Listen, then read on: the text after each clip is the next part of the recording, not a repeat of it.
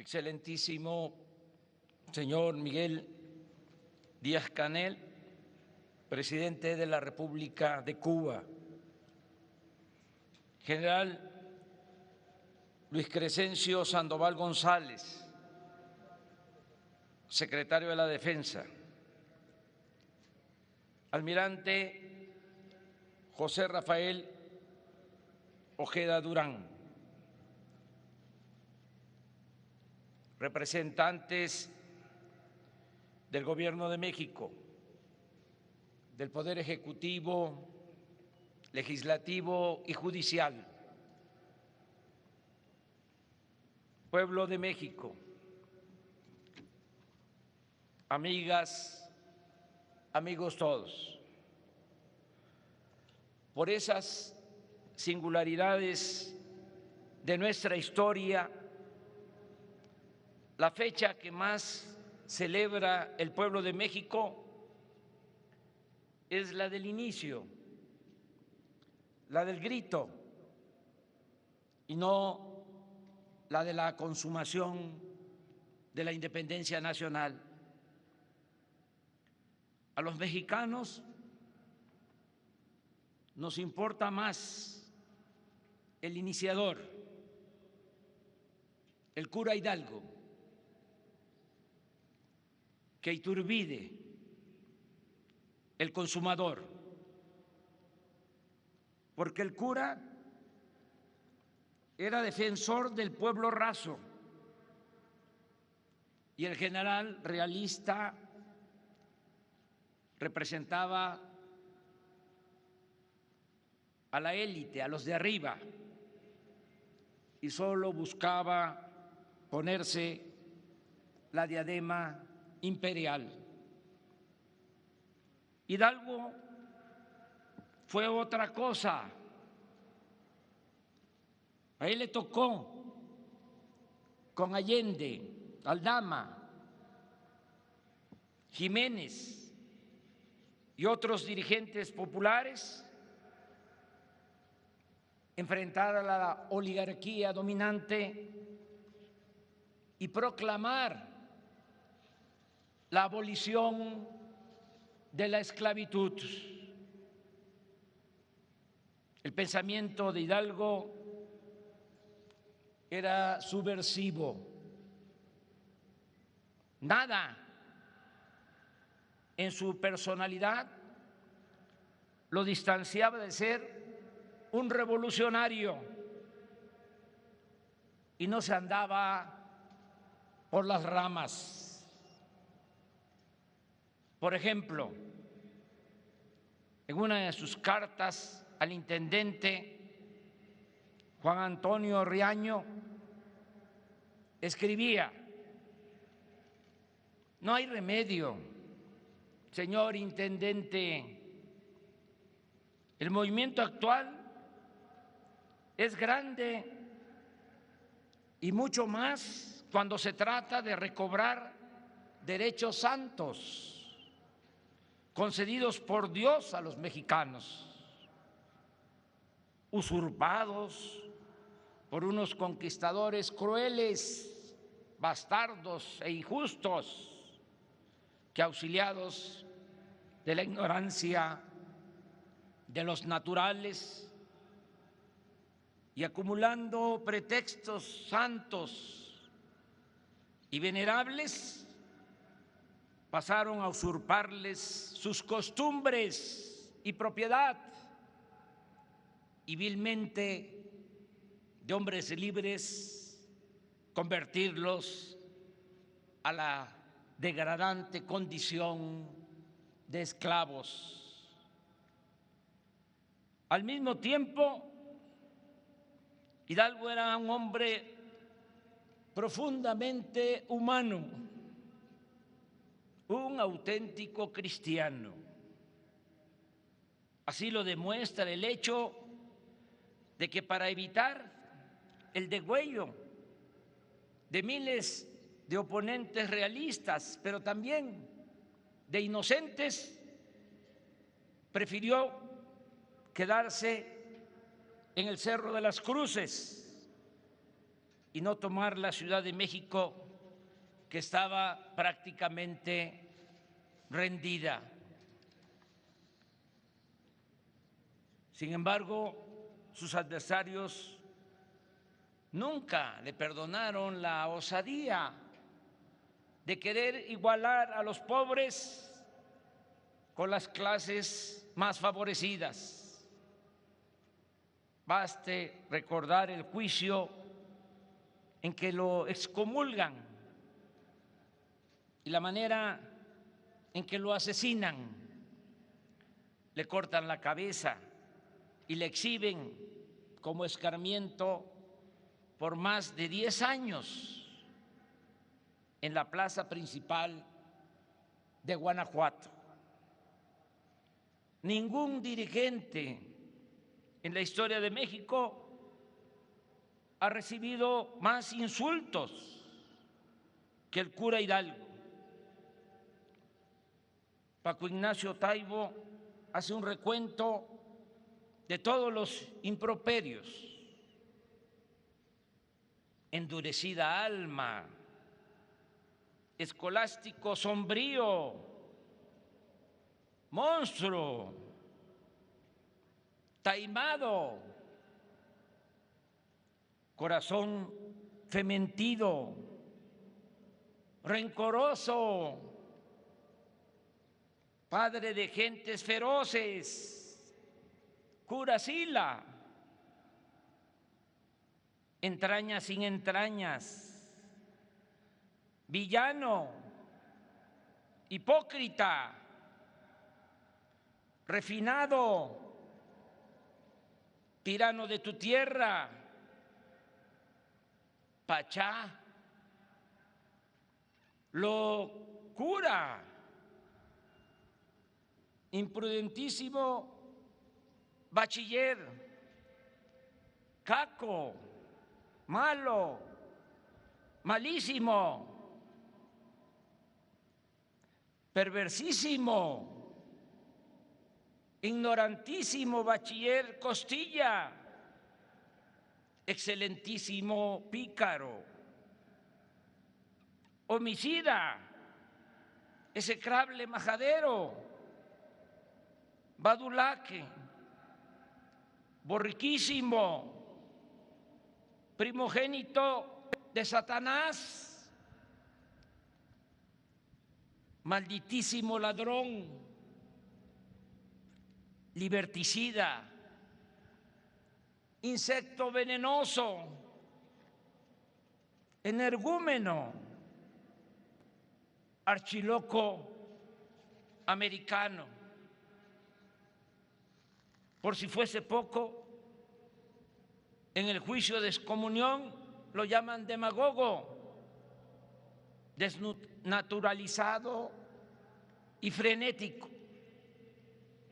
Él se defendía respondiendo que actuaba con apego a su conciencia, y es célebre la frase que dirige a sus acusadores: abrid los ojos, americanos, no os dejéis seducir de nuestros enemigos. Ellos no son católicos, sino por política. Su Dios es el dinero y las combinaciones solo tienen por objeto la opresión. ¿Creéis acaso que no puede ser verdadero católico el que no esté sujeto al déspota español? En fin, si Hidalgo no hubiese sido auténtico como lo era, no lo hubiesen sacrificado con tanta hazaña como lo hicieron con Jesús Cristo. Sin embargo, Hidalgo en sus últimas horas dio muestra de un temple excepcional y de una serenidad conmovedora y hasta tuvo el gesto de una insólita amabilidad de componer unas décimas de agradecimiento a sus carceleros por el buen trato que le brindaron. Una de ellas, dedicada al cabo Manuel Ortega, dice así: Ortega, tu crianza fina, tu índole y estilo amable siempre te harán apreciable, aún con gente peregrina. Tiene protección divina la piedad que has ejercido con un pobre desvalido que mañana va a morir y no puede retribuir ningún favor recibido. Lo que le permitió al padre de la patria enfrentar la muerte con aplomo y tranquilidad fue la paz con su conciencia, la certeza de que con fidelidad a sus principios y valores había hecho lo correcto y lo que era necesario para el bien del pueblo al que se debía. Cuando lo iban a fusilar a 4 metros de distancia, los soldados temblaban. Le dieron varios tiros sin matarlo y el sargento del pelotón tuvo que ordenar a 2 de ellos que le pusieran las bocas de los fusiles directamente en el corazón. Después de matarlo, le cortaron la cabeza y junto con las de Allende, Aldama y Jiménez, las colocaron en cada esquina del edificio de la Alhóndiga de Granaditas. Nosotros, los mexicanos, nos sentimos orgullosos de este héroe y de muchos más, porque aquí, en México, como en ninguna otra parte, el movimiento independentista no se inició por simples reacomodos en las cúpulas del poder, ni se gestó únicamente por un sentimiento nacionalista, sino que fue fruto de un anhelo de justicia y de libertad. Por ello, el grito de libertad y justicia va antes que el de la independencia política. No obstante, este ideal profundo representó todo un desafío para los potentados, quienes lograron contenerlo y postergar su realización durante 100 años, porque es hasta un siglo después de consumada la independencia que otro grito, el de la Revolución Mexicana de 1910, empezara a convertir en realidad los sueños y los ideales de los curas Miguel Hidalgo y José María Morelos, de Josefa Ortiz de Domínguez, de Leona Vicario, de Juan Aldama, de Ignacio Allende, de José Mariano Jiménez y de muchos otros dirigentes, mujeres y hombres que comenzaron la lucha por la emancipación auténtica del pueblo de México. El día de hoy recordamos esa gran gesta histórica y la celebramos con la participación del presidente de la República de Cuba, Miguel Díaz-Canel, quien representa a un pueblo que ha sabido, como pocos en el mundo, defender con dignidad su derecho a vivir libres e independientes, sin permitir la injerencia en sus asuntos internos de ninguna potencia extranjera.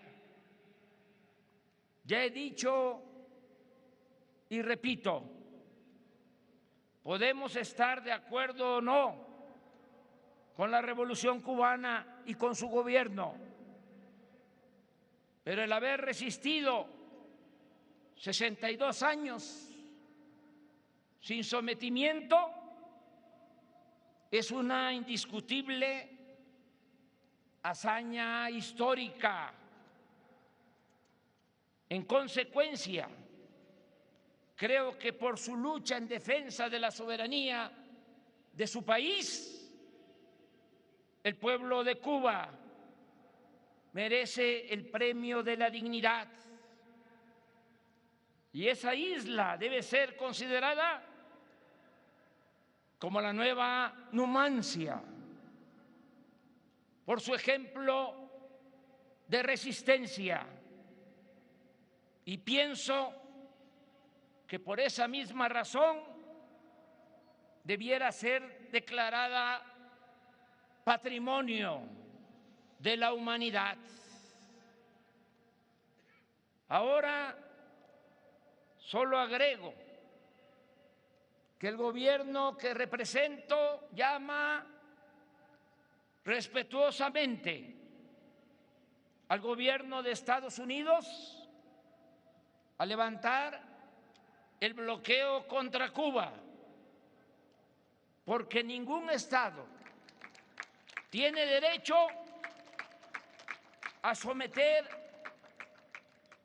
a otro pueblo, a otro país.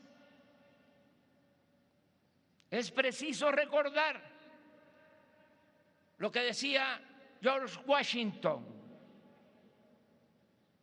las naciones no deben aprovecharse del infortunio de otros pueblos.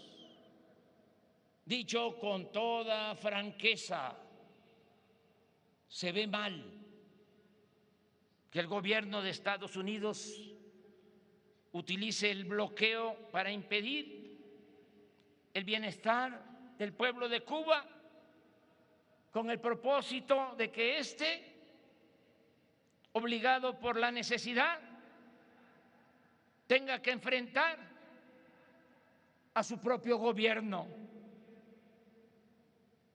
Si esta perversa estrategia lograse tener éxito, algo que no parece probable por la dignidad a que nos hemos referido, repito, si tuviera éxito, se convertiría en un triunfo pírrico, vil y canallesco, en una mancha de esas que no se borran ni con toda el agua de los océanos.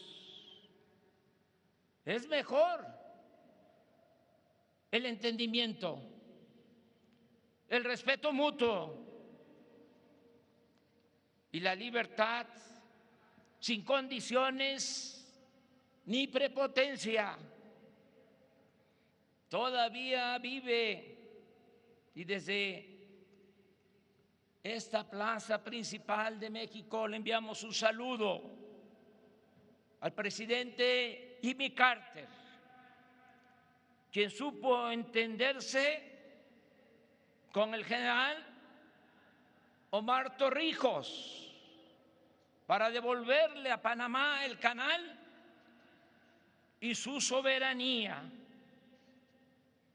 Ojalá que el presidente Biden,